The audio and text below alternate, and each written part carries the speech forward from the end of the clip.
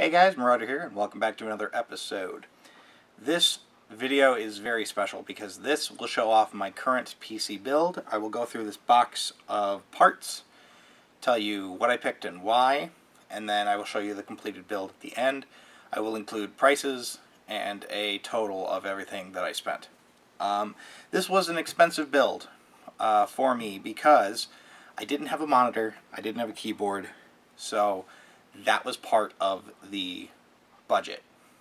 Now in the future, hopefully, when I build another machine, I won't have to include in the build the monitor and keyboard because I'll still have them. But I'll show you what I got and just go through the parts in the box. The point of this machine is to be able to do the following. It has to be able to do video games, it has to be able to do video editing and encoding, and it has to be able to do just general PC stuff. Obviously I want it to be pretty quick, pretty spry, and have lots of storage. So with that being said, let's start in the box. I just have everything kind of thrown in here, so we'll start with the motherboard since that's the most logical place to start. This is the Gigabyte 990 FXA UD3, which is an ultra durable series motherboard. I picked this motherboard, well, partially based on cost, but also I like the ultra durable series. Just seems like a good idea. I mean, this is the piece of the computer that you don't want to break, so that's good. And it also had all the ports I needed. Had a max supported RAM of 32 gigabytes, which was more than enough for what I was aiming at, because I was aiming at 16.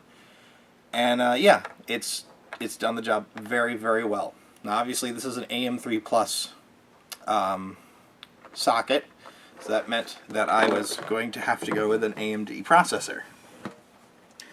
Keeping in mind, of course, I wanted to go with an Intel, but unfortunately cost just was too much of a factor. But AMD offers great CPUs. I mean, I don't personally have a preference between AMD or Intel as long as when I press play on the game it works. That's all I really care. But this was a great deal. The processor I chose was the AMD FX 8350. This is an 8-core CPU running at 4 GHz stock. Can be easily overclocked to, I've seen people get it as high as 5. I haven't done much overclocking with it. I've gotten it to 4.2, and I kind of left it there for stability's sake. But very good CPU. This was just around $200, which was half the price of the Intel equivalent I was looking at. So, and as far as I'm concerned, since I've been using it for a while, this is a great CPU. Very fast, very capable. I'm very happy with this processor. The next thing I picked was, of course, where is it? I needed an SSD, of course, because, well, computers nowadays don't have SSDs. And I went with the Samsung SSD 850 EVO. This is a 250 gigabyte model. I was told by my friend Phoenix923 that a 128 just isn't enough for Windows, so I went ahead and updated it to a 250 gig.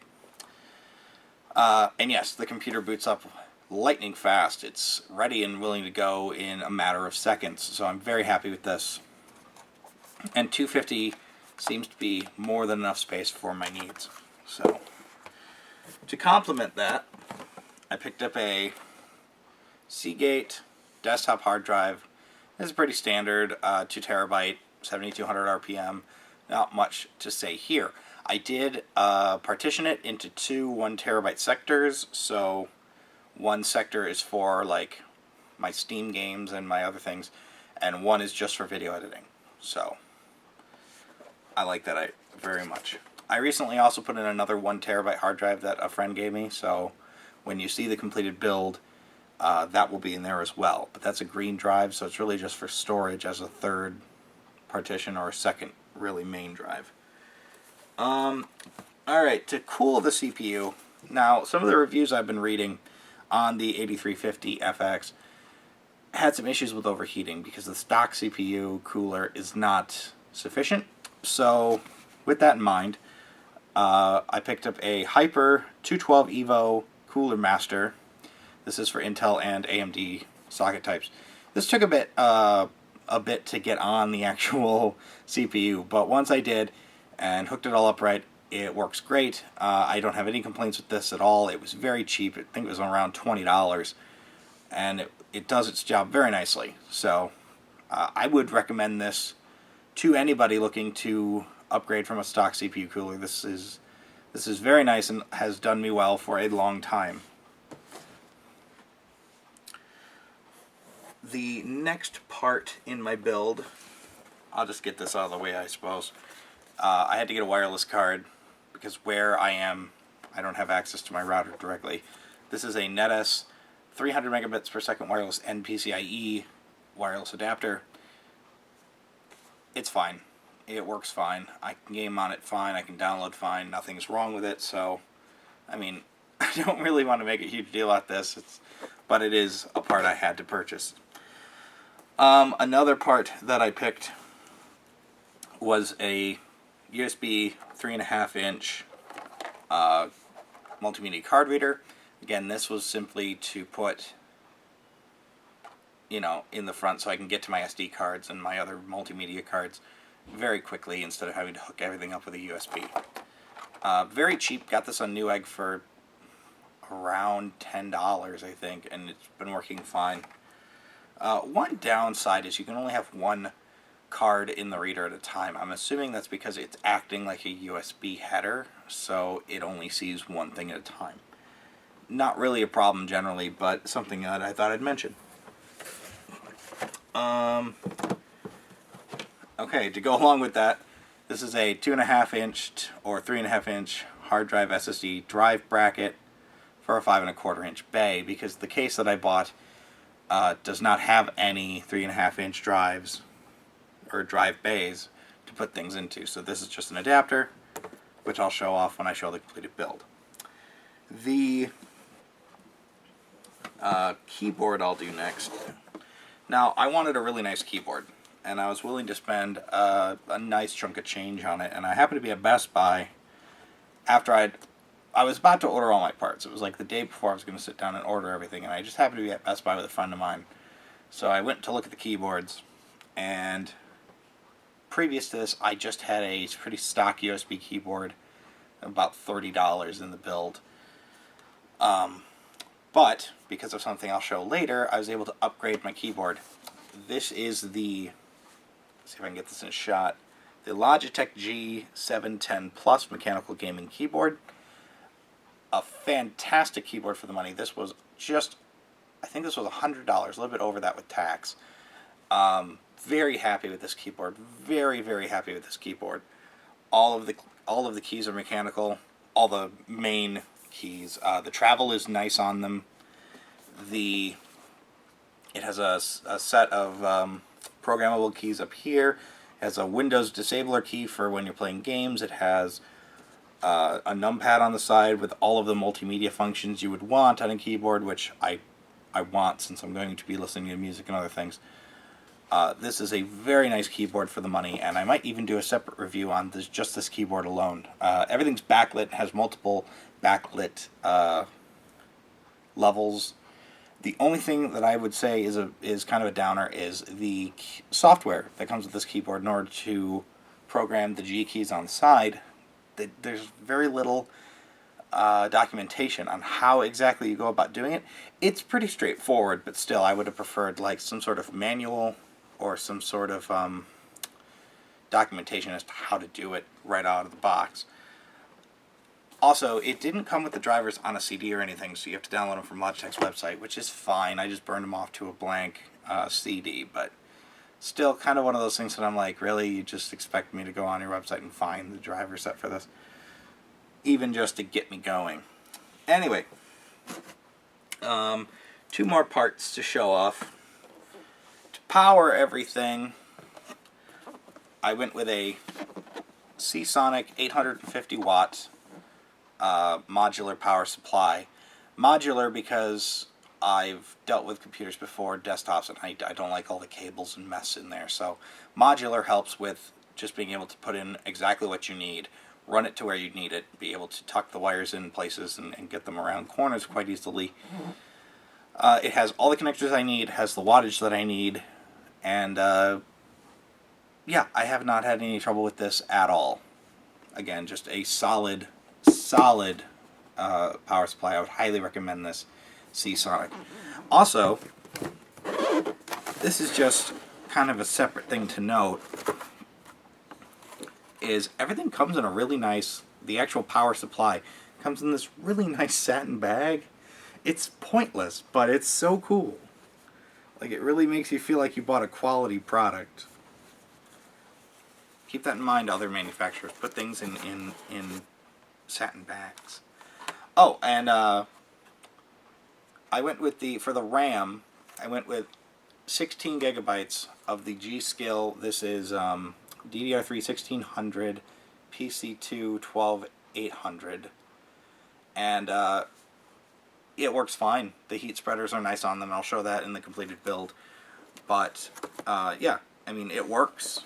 Everything's solid in terms of the RAM. I haven't had any problems with blue screens or anything so far. So very happy with that. And of course, what everybody's been waiting for is, what graphics card did I pick to power this desktop? Obviously, I needed something cheap. My budget was about $1,000 for all of this. And I wanted to obviously have something not super expensive, but not so cheap that I can't play anything on it. Now, a friend of mine, Phoenix923, who was helping me with this build, actually a lot, he bought a GTX 980, and he sold me his old graphics card for $130, which was about half price what it was going for on Newegg. So that is why I went with this. It's partially cost and partially performance per dollar. But this is the GeForce GTX 760. This is a 2 gigabyte graphics card, GDDR5 RAM. It has all of the inputs on the back you'd want: HDMI, DVI. I think it even has a DisplayPort, if I'm not mistaken. I really haven't messed with it too much. Yes, it does have a DisplayPort. It has 2 DVIs, an HDMI, and a DisplayPort. Works really well. It's a really long card, and when you see it in the machine, you'll see why. As a matter of fact, the case I had has this hard drive bay, which I ended up having to remove in order to actually fit the card in. But yeah, it works really well. Thanks to this being so cheap, I was able to buy the keyboard that I wanted. So I got everything I wanted for just over $1,100, I believe, including the monitor, of course. Now, I sold my laptop for $350, so that brings this build down to just under $1,000, which is where I wanted to be comfortably. And yeah, so that is all the parts. Now, you're probably wondering, well, obviously you got to pay for Windows. And yes, that would be true. If I didn't have a copy of Windows 7, 8, or whatever, I would have to buy one, which would increase the cost of the build. But in order to save money, what I did was I joined the Windows Insider program and downloaded a preview build of Windows 10. Installed it, updated all the stuff, and when Windows 10 actually officially came out, my copy was validated as a valid copy. I like Windows 10. It's okay. It's not perfect. I have a couple issues with it. I think forced updates are a bit silly. Unless they're security updates, I really don't see why it would be updating my graphics drivers, which was one thing it kept doing in the preview builds, was it would install older graphics drivers in the Windows updates that would then make my graphics card completely useless, and then I'd have to go back on NVIDIA's website, find the drivers, and download them again, which I thought was kind of silly. But overall, it saved me about $100 going for a Windows build, and I personally like Windows 10 a lot. It has a couple of problems, but they're ironing them out very nicely. And personally, I don't really have a problem with it. It works, and it's Windows, and I haven't had any problems with any games. Albeit Double Dragon Neon kept crashing, but I think that's more an NVIDIA problem than it is a Windows problem. I did end up fixing that with a program that converts the way that the memory's handled in that game. But anyway, that is all the parts except for the case. Now I will show you the case and explain why I picked what I did. So let's get on to that. So to wrap up this video, I'll show you the case, the monitor, and I'll show you the speakers, even though they're not part of the initial cost of the build. But this is a Asus V monitor. It's 1080p. It's about 24 inches. Quite nice for the price. I personally don't really put too much stock in a monitor, but this was nice. It had all the inputs I needed, and it had built-in speakers, which I ended up trading out for those Altec Lansings you see on either side. The subwoofers right there. But it works great. General reading on the web, it has a little bit of ghosting, but if I'm playing a game or editing a video or anything, I don't notice anything like that. So it's very nice. It's only 60 hertz, so no 4K gaming down here, but personally 1080p looks fine to me. So that is the monitor. It was about just under $200, so I was very pleased with that. The case, and I'll just show you the box for the case. This is a Raid Max Narwhal case, and it has all of the inputs and outputs that I would need. It has enough space. Now they market this as a full tower case, and I don't believe it is. Just based on looking at it, it seems like to be more like a mid tower, but I switched this out from one that Phoenix 93 recommended because the one that he recommended only had 2 USBs on the front, and I wanted 4 because I'm like that. I don't want to have to be digging around for extension cables or anything else if I need a USB. So, and then this is the completed build.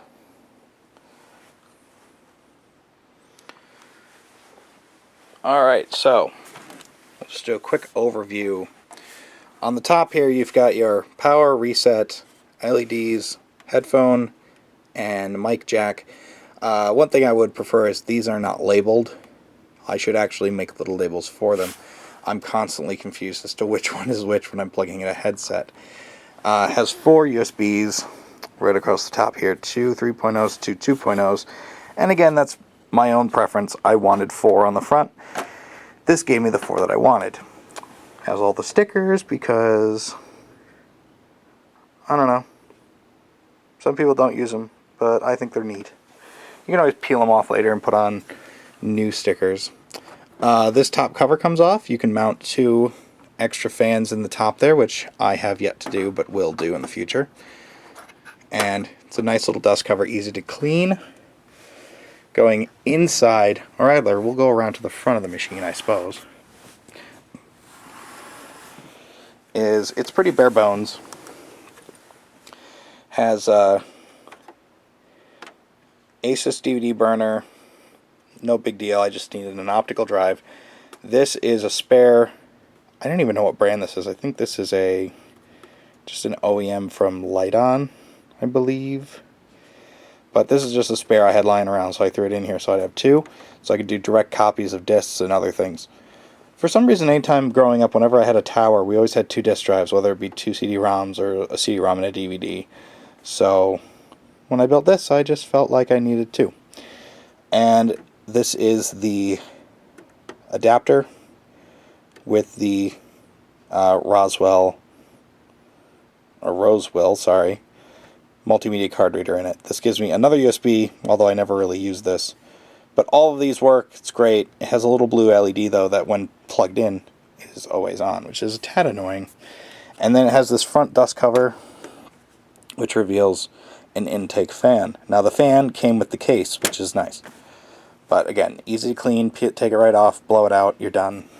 I like that a lot. Going inside the machine, You'll see, obviously, this is the Cooler Master CPU. It almost sticks out of the case in its entirety, but it does sit flush with the case, which is nice. You'll see the wireless card is right there. And there is our GTX 760, which takes so many power inputs, I can't even believe it. But this is a very capable GPU, like I said. There was a drive cage right here, but it had to be removed, which is not a bad idea at all, because that's where the intake fan is. So personally, I would have removed it anyway, because I feel it was blocking the intake fan from blowing air in. But whatever, your mileage may vary with that kind of thing. You might want to keep that in there, but I couldn't, because the CPU was, or the GPU was just too long. There is the Seasonic 850 watt power supply. I put it with the fan up because it is sitting on carpeting, and otherwise it would just be sucking in carpet fibers and such. And then, of course, there's our 3 hard drives. The SSD's in the top here. The 2 terabyte is here, and the 1 terabyte spare is down there. And that's it. I think it's very clean. And obviously those 2 blue heat spreaders there are the 2 RAM sticks, the G-Skill. I think this came out very well. It's very clean, very organized in there. Far better than some PCs I've worked on or created myself. Normally with desktops, I end up just building what I call a mutt, which is just whatever I can afford to build with the parts that I have. People give me old computers, I piece them back together, get them working again. But this is the first one I've ever actually purchased, so I think this came out really, really well. And then I'll just show you the back plate here. That's the exhaust fan, which again came with the case. Very nice. They're not loud at all. So I was really scared of that they'd be really cheap, really subpar, but they are not. On the top here, there's a PS2 port for an old school keyboard and mouse. Some USBs. Right along the top there, there's an optical audio out. Now, this is interesting. They're kind of color labeled. So the red ones, from what I understand, are the ones that will constantly get power even if the computer's not on. So if you need to charge your cell phone, or if you need, if you have something that you want to always have power, then you can use those red ports. There's a FireWire port, there's a couple eSATAs, and a couple more USB 2.0s at the bottom there, and the 3.0s in the middle. There's obviously all those audio ports in the very bottom that I don't think I've ever had to use. Yeah, but that is it. Personally, I think this build came together quite well. I like it a lot. I'm very, very proud of this machine. It's very capable at playing games, doing videos and the like. And that, I think, is all I really needed. And for the price, it's absolutely amazing. So, anyway, thanks for watching. That is my computer. Please do leave some comments down below about what your thoughts are on it, things you might have done differently, things you would have changed, and you know, maybe talk about your computers, because it's always interesting to see and hear about other people's builds, and not to mention the pride that I think computer builders get when we actually get something up and running. And again, this runs with Windows 10, runs it really well. So, alright, thanks for watching, and I'll catch you guys on the next episode.